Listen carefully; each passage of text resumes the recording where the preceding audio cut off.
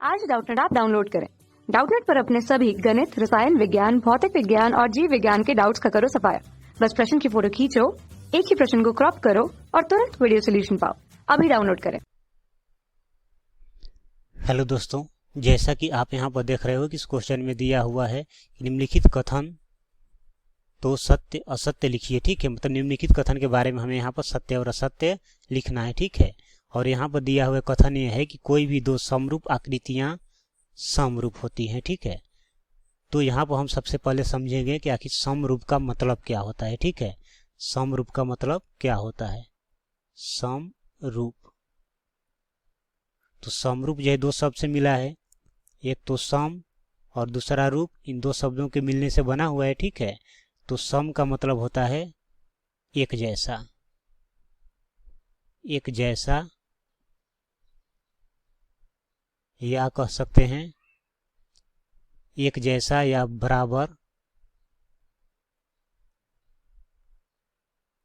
और रूप का मतलब होता है रूप, आकार,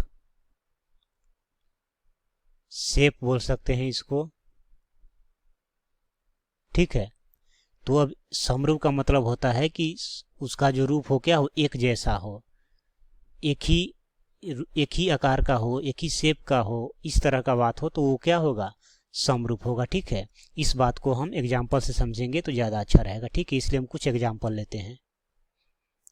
तो यहाँ पर हमारे सामने ये कुछ फिगर हैं जिसके माध्यम से हम समझेंगे कि समरूप आकृतियाँ क्या होती हैं। ठीक है, जैसे हम बात करें वृत्त का, मान लेते हैं कि ये जो वृत्त है इसको हम C1 मान लिए और इसको C2 मान लिए। ठीक है, तो वृत्त का बात करें तो वृत्त कोई भी हो, छोटा हो या बड़ा हो, उसका क्या होगा, रूप तो एक ही जैसा होगा, सेम ही होगा। वो अलग का बात है कि उसकी त्रिज्या सबका अलग हो, डिफरेंट हो। ठीक है, लेकिन इस केस में क्या होगा, दोनों का रूप का बात करें तो क्या होगा, एक जैसा होगा। इस वृत्त का भी वैसा ही रूप है जैसा कि इस वृत्त का। इस केस में क्या कहेंगे कि ये जो C1 वृत्त है ये क्या है, समरूप है C2 के। उसके बाद बात करें त्रिभुज का, तो त्रिभुज में जैसे मान लेते हैं कि ये क्या है, ये अगर समबाहु त्रिभुज है, इसको Δ1 मान लेते हैं, इसको Δ2 मान लेते हैं। ठीक है, तो ये समबाहु त्रिभुज है और ये भी समबाहु त्रिभुज है। ठीक है, वो भी समबाहु त्रिभुज और ये भी समबाहु त्रिभुज।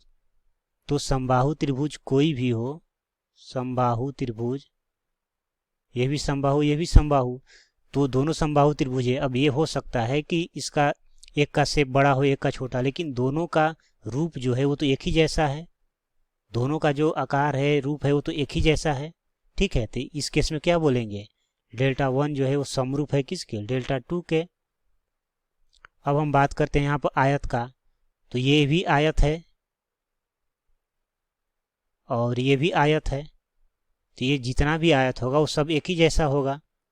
अंतर होगा सिर्फ साइज का, लेकिन रूप तो एक ही जैसा है, आकार एक ही जैसा है, शेप एक ही जैसा है। तो इसको क्या बोलेंगे कि ये जो आयत है, आयत जो पहला है, और इसको दूसरा मान ले रहे हैं, तो जो आयत पहला है वो क्या होगा, आयत फर्स्ट समरूप होगा किसके, आयत सेकेंड के। ठीक है, ये समरूप होगा। तो मैं उम्मीद करता हूं कि इसके माध्यम से आपको समझ में आ गया कि समरूप का मतलब क्या होता है। समरूप का मतलब एक जैसा होता है, आकार, शेप जो है, रूप है, उसका एक जैसा होना चाहिए। अगर एक जैसा है तो वो समरूप होगा। साइज से इसमें मतलब नहीं है, मतलब साइज का मतलब यहाँ पर कि इसका त्रिज्या हो सकता है डिफर कर जाए, इसका हो सकता है भुजा का लंबाई अलग हो जाए, लेकिन अगर समबाहु त्रिभुज है तो कितना भी समबाहु त्रिभुज वो सब एक दूसरे का समरूप होगा। वृत्त है, सभी वृत्त एक दूसरे की समरूप होगी। आयत है, सभी आयत एक दूसरे के समरूप होंगे। वर्ग है, सभी वर्ग एक दूसरे के समरूप होंगे।